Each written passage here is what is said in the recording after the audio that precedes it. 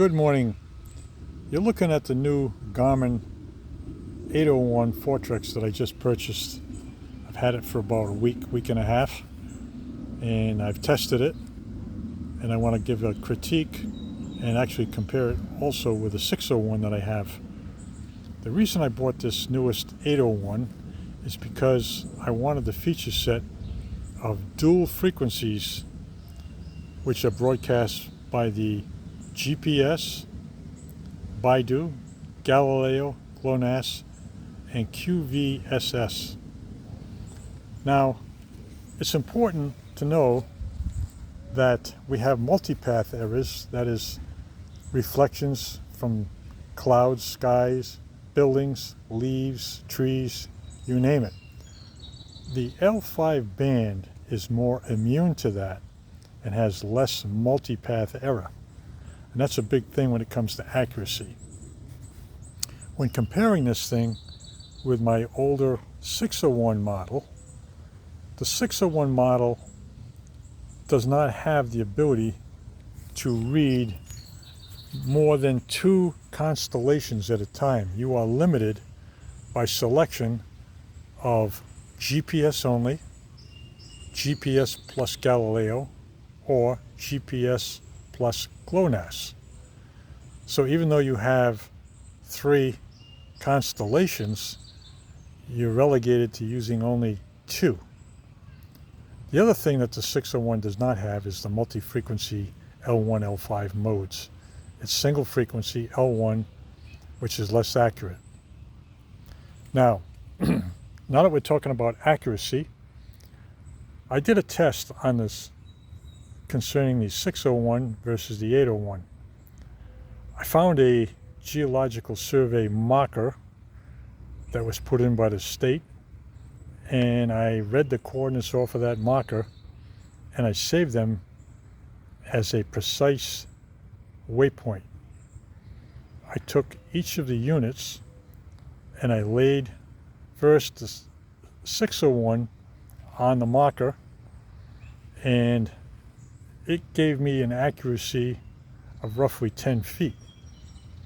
That is to say, the difference between what the waypoint was, which includes the precise coordinate of the marker itself, versus what the GPS said, and I had about 10 feet of error.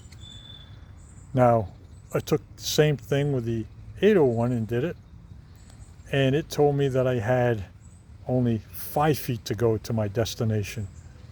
So the accuracy difference is about 5 feet, and the thing that I say is anybody that's geocaching or geotagging locations for weekend, recreation and fun, that might make a difference.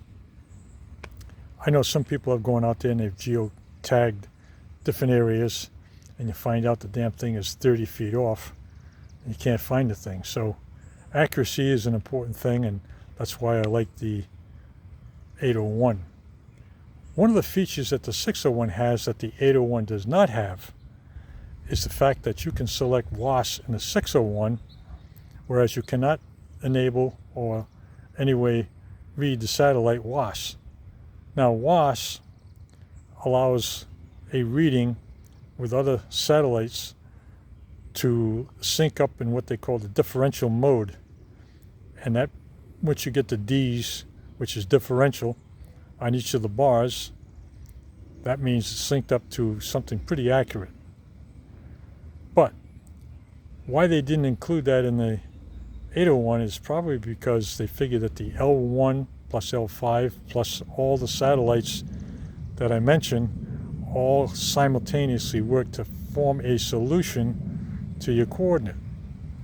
And I'm thinking that probably is okay, but it would be nice for them to have the WAS capability.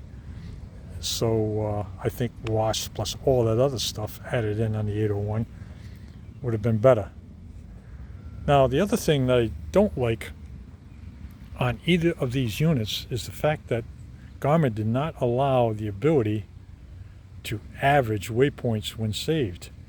And that is a big feature, because by averaging, it allows probably a 30 to 40, 50% accuracy increase when you average. And that average is based on time. The longer you leave it on there, the more accurate the reading becomes. So that's a feature that they left out. I wish they would put it in. Garmin, if you're listening, please, with firmware or software updates, incorporate that feature so we can save waypoints with averaging. I don't think it's going to require a hardware change. I think it's merely a feature set that can be programmed in with software changes. That would be a nice feature to have. So that's about it.